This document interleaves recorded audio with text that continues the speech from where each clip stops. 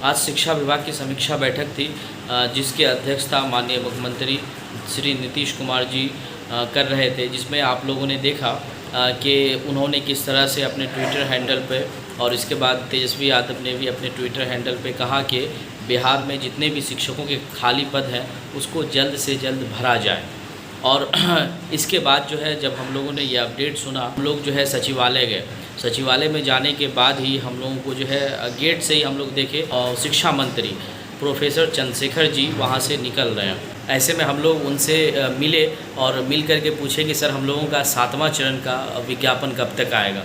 तो उन्होंने कहा कि इसी पर हम लोग काम कर रहे हैं और आज समीक्षा बैठक भी थी शिक्षा विभाग की, तो आप लोग पॉजिटिव रहिए, आप लोगों का विज्ञापन बहुत जल्द आ जाएगा।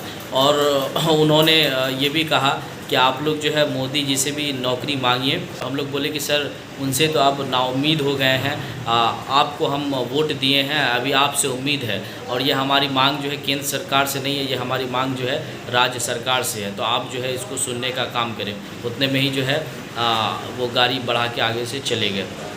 फिर उसके बाद जो है हम लोग शिक्षा विभाग गए और शिक्षा विभाग जा कर के जो है जो अपर मुख्य सचिव दीपक कुमार सिंह है उनसे जा कर के मिलने की कोशिश किए, लेकिन मालूम चला कि वो जो है थोड़ी देर पहले ही वहाँ से निकल चुके हैं, जैसा कि आप लोग फ़ोटो में भी देख सकते हैं। फिर उसके बाद हम लोग सोचे कि प्राइमरी डायरेक्टर जो रवि प्रकाश सर हैं उनसे मिलने का प्रयास किया जाए। तब हम लोग गए तो वो अपने केबिन में बैठे हुए थे, बोले कि थोड़ी देर आप लोग वेट करें और लाइन में लग जाएं, आप लोगों की बारी आएगी तो फिर आप लोगों को बुलाया जाएगा। फिर उसके बाद जो है हम लोगों की बारी आई और बारी आने के बाद जो है फिर हम लोग अंदर गए और अंदर जाने के बाद जो है हम लोग बहुत सारा बात किए, जो इस वीडियो में आप लोग आगे देख सकते हैं। शिक्षा मंत्री जी और भी वरीय पदाधिकारी थे और वहाँ पर क्या कुछ हुआ हम सभी ने सचिवालय जाकर के अपडेट लिया, जायजा लिया। और हमारे साथ अनामिका मैम और तौसीफ मिर्जा जी थे, साथ ही साथ ये जो चैनल चलाते हैं अभिजीत भैया सीटेट एकेडमी वो भी थे। तो हम सभी बारी बारी से जानकारी लेते हैं कि क्या कुछ हुआ। जी आपका रवि सर से क्या बातचीत हुई मैम? गए थे, सब लोग मिले थे, तौसीफ सर मिले थे, मिकुपाल सर मिले थे और हमारे साथ एक मैम थी लवली मैम, वो मिले थे। सीटेट पास रिक्शा वाला के नाम से जो मशहूर है, आप लोग सब लोग जानते होंगे, वो भी मिले थे। तो हम लोग सब लोगों ने उनसे मिलने की कोशिश की और अपनी बातों को रखा और हमारी बातों को उन्होंने काफ़ी प्रमुखता से सुना। सबसे पहले तो मैंने जैसे ही उनसे 7वें चरण की बात की तो वो कह रहे हैं कि प्रोसेस चल रहा है आपका, जैसे ही जो थोड़ी बहुत लूप्स एंड होल्स जो उसमें अभी रह गए हैं तो उसको सॉर्ट आउट करने के बाद हम लोग आपका एक सिंगल डे भी नहीं लेंगे। उसके बाद हमारे जितने भी साथी हैं उन सब के द्वारा बहुत तरह के क्वेश्चंस उनसे पूछे गए थे। उनके कहने से साफ था कि आपका जो मुद्दा है वो संज्ञान में है। जैसे ही मैंने उनसे कहा कि सर हमारी बातों को पहुंचाया जाए तो उनका कहना था कि आपके बातों को किनके तक पहुंचाना है, आपका तो मुद्दा ऑलरेडी संज्ञान में है। और जिस तरीके से वहाँ पर सर के द्वारा रिएक्शन आया कि बाहर सारे के सारे 7th फेज वाले ही होंगे, तो इससे हम लोग ये तो मान के चलते हैं कि हमारा मुद्दा जो है वो बिल्कुल उनके संज्ञान में है। और उसके बाद मिकुपाल सर जो है उन्होंने भी कुछ बातें रखी। में कहीं ना कहीं हम सभी एक साथ ही थे, एक ही साथ हम लोगों को बुलाया गया। पर मैं अपनी बात रखने से पहले हमें अपने एक और साथी हैं तौसीफ मिर्जा जी, जो काफ़ी सक्रिय हैं, ये भी हमारे साथ सचिवालय का दौरा किए। तो मैं चाहूँगा तौसीफ मिर्जा जी आपको पहले तो स्वागत है। जी सर, धन्यवाद सर। तो देखिए सर, हम बताना चाहेंगे कि आज जैसे ही जो है समीक्षा बैठक ख़त्म हुई तो उसके बाद जो है हम लोगों ने डिसाइड किया कि जो है सचिवालय जा कर के जो है हम लोग अपडेट लेंगे। तो हम लोग वहाँ गए, उसके बाद जो है रवि प्रकाश सर से जो है लाइन में लगे। लाइन में लगने के बाद जो है फिर सभी साथी जो भी थे 7वें चरण के, हम लोग 5-6 साथी थे, सभी जो है अंदर गए। और अंदर जाने के बाद जो है बहुत सारा सवाल जवाब हुआ। तो उसमें सर ने कहा कि हम लोग जो है 7वें चरण को लेकर के खुद तत्पर हैं। अब जिस तरह से जो है 6ठे चरण में बहुत सारा जो है कमी कोताही देखा गया, जैसे कि जो है बहुत सारे नियोजन इकाई में जो है नियोजन नहीं हो पाया या और भी जिस तरह की भी गलती थी, बहुत सारे अभ्यर्थी रह गए, तो ये कमी कोताही जो है दोबारा नहीं आए, तो इसी को लेकर के हम लोग जो है इसको दूर करने की कोशिश कर रहे हैं। और उसके बाद आप लोगों का जो ऑनलाइन पोर्टल है वो भी जो है बन रहा है, उस पर हम लोग काम कर रहे हैं। तो हम लोग पूछे कि सर एक डेडलाइन बता दीजिए कि 7वें चरण का विज्ञप्ति आखिर कब तक आएगा। तो वो बोले कि देखिए हम लोग काम कर रहे हैं और जैसे ही काम हो जाएगा हम लोग जो है विज्ञापन देने का काम करेंगे। और तो हम लोग पूछे भी कि सर आप इस विभाग के जो है वरीय पदाधिकारी हैं तो आप कुछ बताइए।